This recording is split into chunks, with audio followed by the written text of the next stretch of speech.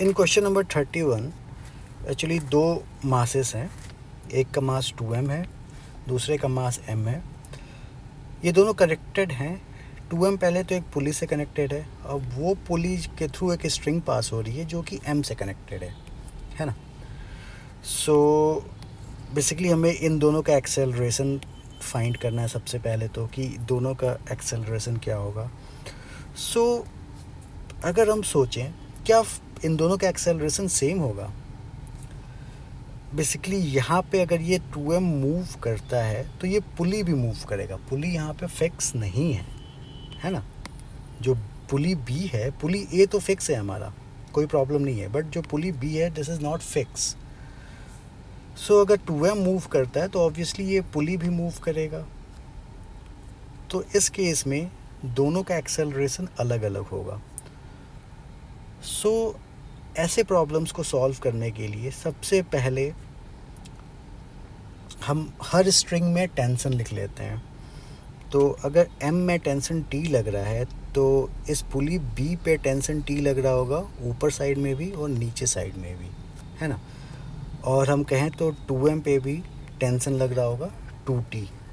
तो बेसिकली यहाँ पे हमको दिख रहा है कि दोनों पुलीस पे टेंशन अलग अलग है। अगर टेंशन अलग अलग है तो ऑब्वियसली दोनों का एक्सेलरेशन भी अलग अलग होगा, ठीक है।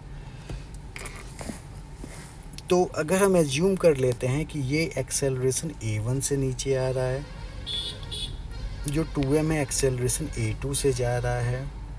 अब इन दोनों के बीच का रिलेशन कैसे निकालें, A1 और A2 के बीच का। तो हमको पता है इस पे टेंशन लग रहा है T, इस पे टेंशन लग रहा है 2T।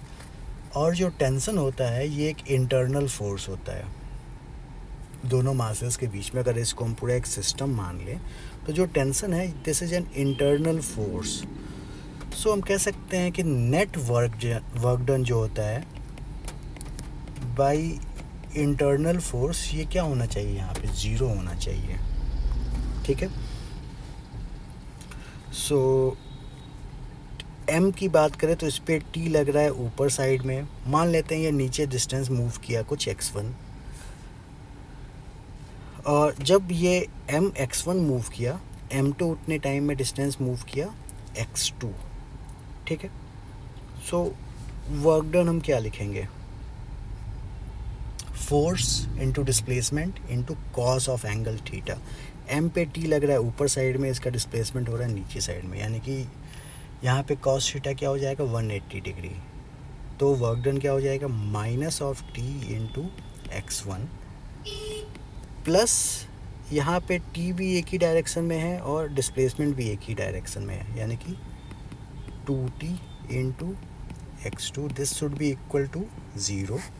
सो हम कह सकते हैं कि T times x1 is equal to 2T times x2।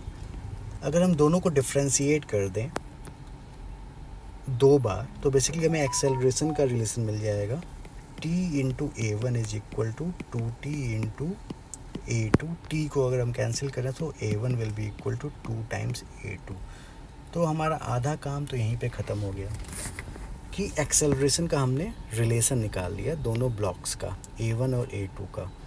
अगर ये 2m ब्लॉक A से जा रहा होगा तो m ब्लॉक कितने से जाएगा, 2a से जाएगा। बस हमारा क्वेश्चन बस यहीं पे मोस्टली सॉल्व हो चुका है। अब सीधा सीधा हम फोर्स का रिलेशन लिख देंगे कि नेट फोर्स क्या होगा, should be equal to mass times acceleration. m पे नेट फोर्स क्या लग रहा होगा mg, ऊपर साइड में लग रहा होगा t, this should be equal to m into 2a। और 2m का लिखें तो इस पर सिर्फ लग रहा है 2t, this should be equal to 2m into a। अब t को हमें कैंसिल आउट करना है तो ऊपर वाले इक्वेशन में हमने 2 से मल्टीप्लाई कर दिया और दोनों को ऐड कर दिया, तो we will get 2mg is equal to 4ma plus 2ma, यानी कि 6ma। a की वैल्यू यहाँ से आ चुकी है हमारे पास, mm कैंसिल आउट हो जाएगा, यानी कि g/3। This is our acceleration. ये किसका एक्सेलरेशन है, 2m ब्लॉक का। सो m ब्लॉक का एक्सेलरेशन क्या होगा, acceleration of m block will be 2a तो बेसिकली 2g/3। अगर हमको टेंशन पूछा गया है तो हमको पता है 2t is equal to 2m into ए।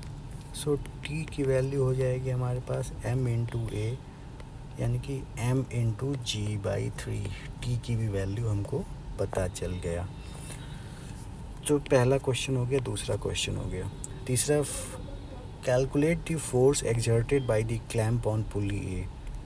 ये जो पुली ए है, इस पे ये जो क्लैंप है ये कितना फोर्स लगा रहा होगा। तो अगर हम ध्यान से देखें इस पुली ए पे, तो ये वाला तो ऑलरेडी क्लैंप फिक्स्ड है यहाँ सरफेस से, तो ये तो कोई फोर्स पुली पे लगा नहीं रहा होगा, है ना।